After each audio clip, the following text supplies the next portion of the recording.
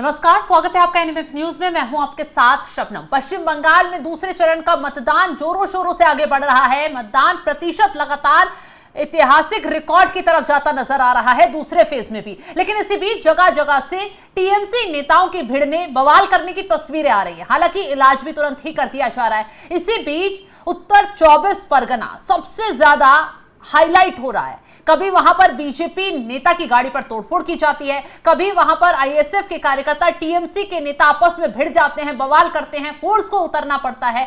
और इसी बीच BJP IT cell के प्रमुख हैं अमित मालविया, उनकी तरफ से एक वीडियो जारी किया जाता है और दावा किया जाता है कि वीडियो में दिख रहा पुलिस वाला टीएमसी के लिए वोट डलवा रहा था। आखिर क्या है पूरा मामला, विस्तार से इस पर चर्चा करेंगे। लेकिन उससे पहले वीडियो देखिए, क्या कुछ कहा गया है इस वीडियो में। দাঁড়িয়ে দাঁড়িয়ে আপনাকে ডিউটি লাগিয়েছে, আপনি টিএমসি কে ভোট দিতে বলছেন কেন? এখানে দাঁড়িয়ে দাঁড়িয়ে লোককে আপনার অভিযোগ করছে ভোটাররা, আপনি টিএমসি কে ভোট দিতে বলছেন। আপনি টিএমসি কে ভোট দিতে বলছেন কেন? এখানে দাঁড়িয়ে টিএমসি কে ভোট দিতে বলছেন কেন? আপনার এমপ্লয়মেন্ট নাম্বার ব্যাচ কই? এমপ্লয়মেন্ট নাম্বার ব্যাচ কই? আপনি পুলিশ, তার প্রমাণ কি? আপনি পুলিশ, তার প্রমাণ কি? আপনি কেন এখানে দাঁড়িয়ে টিএমসি কে ভোট দিতে বলছেন? হ্যাঁ, আপনি কেন বলছেন টিএমসি কে ভোট দিতে? আপনার এমপ্লয়মেন্ট নাম্বার ব্যাচ কই? এমপ্লয়মেন্ট নাম্বার ব্যাচ কই আপনার? হ্যাঁ, আপনি কিভাবে দালালি করবেন টিএমসি? কিভাবে আপনি টিএমসি কে ভোট দিতে বলছেন? সালা মেরে তোক্তা করে দেবো, চোরের বাচ্চা। হ্যাঁ, মেরে সালা। तो बंगाल में ये सब चल रहा है। अमित मालवीय की तरफ से वीडियो जारी कर ये दावा कर दिया गया है कि पुलिस वाले अब देखिए कैसे टीएमसी के लिए वोट डलवा रहे हैं। इसी पर चर्चा के लिए मेरे साथ वरिष्ठ पत्रकार पंकज प्रसून जी जुड़े हुए हैं। सर, जिस तरीके से कहीं पर मारपीट करने की कोशिश हो रही है तो कहीं पर टीएमसी के कार्यकर्ता बवाल भड़का रहे हैं। हालांकि बवाल करने नहीं दिया जा रहा, फोर्स तैनात है। अब ये जो तस्वीरें आई हैं, इस पर जरा विस्तार से बताइए, कहाँ की तस्वीरें हैं और क्या चल रहा है बंगाल में? आपने नॉर्थ 24 परगना, साउथ 24 परगना, ये दोनों की बात की, और डायमंड हार्बर, ये 3 सीट अभी टीएमसी के लिए इज्जत का सवाल बन गया है। ये तो टीएमसी का गढ़ मानी जाती है ना, इसीलिए तो इज्जत का सवाल है। अभिषेक बनर्जी को डर यह है कि कहीं हमारा किला न दरक जाए, क्योंकि अगर डायमंड हार्बर, नॉर्थ और साउथ 24 परगना हिला तो फिर पूरी तरह हिल जाएगी पार्टी। अच्छा। और इसलिए वो सब पूरा जोर लगा रहे हैं। और जो भी थोड़ा बहुत हिंसा, गड़बड़ी, और एक जगह फाल्टा इलाके में ईवीएम पर जो बीजेपी के सामने वाला बटन था उसको टेप लगा के साट दिया गया था, वो सब खबरें इसलिए आ रही है कि डेस्परेट हैं कि किसी तरह ये किला काबू में रहे। लेकिन प्रशासन की सख्ती है इस बार। तो आप जिसे बवाल शब्द बोल रही थी, बंगाल के लिहाज से देखें तो ये कुछ नहीं है वहां। अच्छा। अब तक जो भी वोटिंग हुई है बहुत शांतिपूर्ण हुई है बंगाल के पैरामीटर्स पे। देखिए, धक्का मुक्की, थोड़ा बहुत पत्थर उत्थर फेंक देना, लेकिन ज्यादातर तस्वीरें वो है कि पुलिस टांग के ले जा रही है, फोर्स टांग के ले जा रही है, बस ज्यादातर वो है। और इसीलिए अलबलाए हुए, अकबकाए हुए हैं कि करें तो क्या करें। तरह तरह के आरोप लगा रहे हैं, सुप्रीम कोर्ट पहुंच गए कि भाई वो अफसर ठीक नहीं है, उसको तत्काल हटाया जाए। कहीं से कोई राहत नहीं मिल रही। एक तरफ डेस्परेशन है कि किसी तरह कुछ तो डिस्टरबेंस करें, और दूसरी तरफ ये दृढ़ प्रतिज्ञा है कि गड़बड़ तो नहीं करने देंगे, चाहे कुछ भी हो जाए। और कुछ लोग जैसे कि इस बार जो चुनाव लड़ रहे हैं उनका बैकग्राउंड आप देख लीजिए। जैसे ये फाल्टा इलाके से जो जहांगीर खान लड़ रहा है, या फरहाद हकीम लड़ रहा है, या शौकत मुल्ला लड़ रहा है, इनके बारे में कोई पता कर लीजिए कि ये कौन लोग हैं। कौन लोग हैं?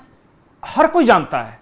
ये सब अपने अपने इलाके के गुंडे हैं, दबंगई से मतलब डरा कर, धमका कर, आज तक ऐसे ही तो राजनीति करते हैं और जीतते आए हैं। इसीलिए इस इलाके में अजयपाल शर्मा को उतारा गया और इसीलिए टीएमसी को प्रॉब्लम हो रही है उनसे। बिल्कुल। जहांगीर खान के इलाके में, मैं उस इलाके को थोड़ा समझाता हूँ। जो साउथ 24 परगना है ना, ये पूरा आपको जाएगा सुंदरबन तक, वो पूरा स्ट्रेच है, और संदेश खाली वगैरह सब उधर ही है, बांग्लादेश बॉर्डर।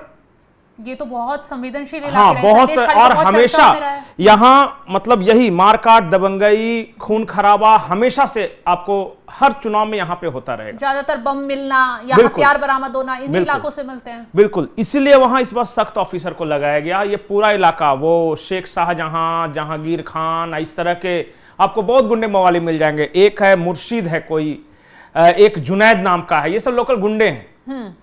और इनके साथ कुछ मिलकर एक अशोक मंडल है जो कि शेख शाहजहां का आदमी था, उस तरह का, तो सब मिलजुल कर ये सब इन्होंने अपराध का साम्राज्य कायम करके रखा है। और बाकायदा वोटरों को सबसे ज्यादा अगर बंगाल में एक तरफा मतदान होता है तो इस इलाके में होता है, क्योंकि सामने वाले को वोट ही नहीं देने दिया जाता। अच्छा। तो इसलिए अजय पाल शर्मा को उतारा गया है, रैपिड एक्शन फोर्स उतारा गया है, बख्तरबंद गाड़ियां हैं कि इस बार तुम धमका के देख ले, फिर हम बताते हैं क्या होगा। ममता बनर्जी तो उल्टा कह रही हैं कि ममता उन्हें बनर्जी तो धमकाया कहेंगी। जा रहा है, रात भर वो सो नहीं पाई, उनके वर्करों को उठा उठा कर ले गए, ये तो वो बोलेंगे ही। और अपनी जान को खतरा भी बता रहे हैं। ममता बनर्जी के जान को काहे के लिए खतरा रहेगा, भगवान करे वो लंबी आयु जिए, और किसी की जान मान को कोई खतरा नहीं है, लेकिन इतना जरूर है कि इस बार गड़बड़ नहीं करने दिया जाएगा। बस पूरा आप देखिए, अब तक बम्पर वोटिंग हुई है। जो हमारे पास आंकड़े हैं 12 बजे तक 50% के ऊपर चला गया। तो 12 बजे तक अगर 50% ऊपर गया है तो अभी तो पूरा दिन बाकी है, और अभी तो पूरा मतदान बाकी है। बिल्कुल। तो इसीलिए घबरा रही हैं। और मतदान प्रतिशत बंगाल का ठीक ठाक जाता था, लेकिन होता क्या था, वहां छप्पा वोट पड़ता था। हाँ। कि एक आदमी बैठ के मार रहा है, एक आदमी बैठ के मार रहा है। इस बार लाइन में लग के वोट देना पड़ रहा है। मतलब अब कोई भी छप्पा वोट वाला सिस्टम नहीं है। छप्पा वोट इस बार तो नहीं चलेगा। हाँ। और यही सबसे बड़े दुख का कारण है कि देखिए 3 फैक्टर इस बार बंगाल में काम कर रहे हैं। एक तो लगातार तीसरे टर्म के बाद एंटी इनकम्बेंसी, हाँ। और ये हर वर्ग में है। दूसरा, इस बार बदला क्या है कि इस बार बंगाली और गैर बंगाली वाला कार्ड चल नहीं पाया।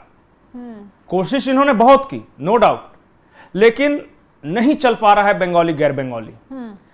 तीसरा, इस बार कुछ ऐसे प्रकरण हुए पिछले 4-5 सालों में, जैसे संदेश खाली हुआ, आरजेकर हुआ, दुर्गापुर वाला हुआ, तेजाब कांड हुआ, तो महिलाओं का विश्वास डिग गया। और महिला वोटर है ना, ये अंतर पैदा कर रही है। देखिए, लंबी लंबी महिलाओं की लाइन नजर आ रही है। सुबह से जो महिलाओं में उत्साह देखा जा रहा है ना, वो वाकई में ऐतिहासिक है। और एक चीज और है कि बहुत सारे लोग ये आकलन करते हैं कि मुसलमान 100% टीएमसी को दे देगा, मतलब ये मान के चलते हैं। लेकिन मैं आपको बता रहा हूं कि कांग्रेस भी लड़ रही है इस बार 284 पे, आईएसएफ इंडियन सेकुलर फ्रंट भी लड़ रही है, सीपीआई भी लड़ रही है, हुमायूं कबीर की पार्टी भी लड़ रही है, ओवैसी की पार्टी भी लड़ रही है। और मैं आपको यकीन से दिला के कह रहा हूं कि इस बार जिन मुस्लिम मतदाताओं का विश्वास टीएमसी से डिगा है, वो कांग्रेस की तरफ शिफ्ट हो रहे हैं। ये मैं जमीनी आकलन के आधार पर कह रहा हूं कि बहुत अच्छा, मतलब कि सीटों की संख्या के लिहाज से भले ही 5-7 सीट रहे कांग्रेस, लेकिन वोट परसेंटेज के लिहाज से इस बार कांग्रेस अच्छा करे, क्योंकि 15 साल में मुसलमानों के लिए भी कुछ नहीं किया।